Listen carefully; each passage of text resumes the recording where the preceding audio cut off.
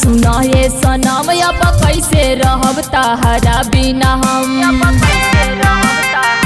सुना हमर हो गइल शादी सुना ये सनम अब कैसे रहब तहरा बिना हम।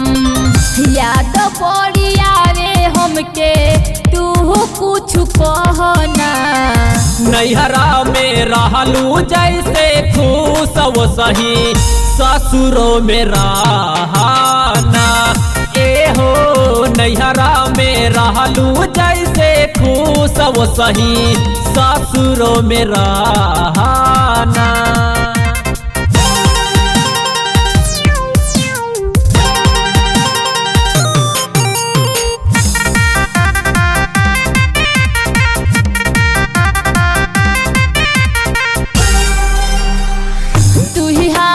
जान रह तू ही मोर परान हो।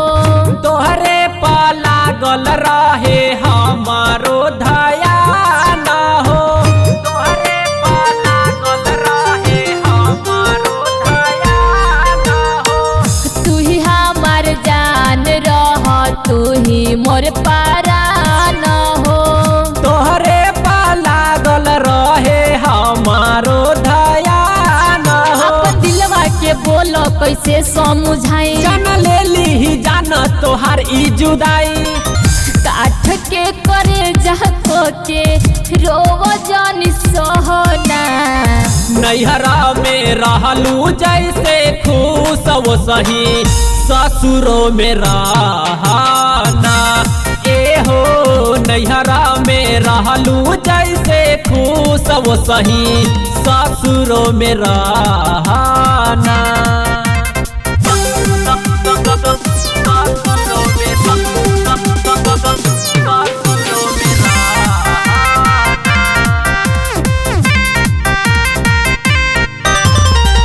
कहे जाए माला रानी लागे नाही मन हो गइलू जान अब तू दोसारा के धान हो।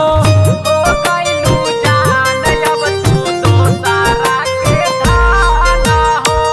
कहे जाए माला रानी लागे नाही मन हो।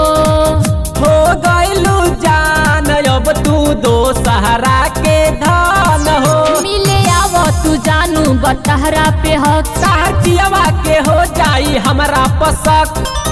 सतीश कुशवाहा प्रिंस रोजे बतियई हो ना। नैहरा में रहलू जैसे खुश वो सही ससुरों में रहना। ए हो नैहरा में रहलू जैसे खुश वो सही ससुरों में रहना। हमर हो गइल शादी सुना ये सनम अब कैसे रहब तहरा बिना हम। याद पड़ी आवे हमके तू कुछ कहना। नैहरा में रहलू जैसे खुश वो सही ससुरों में रहना।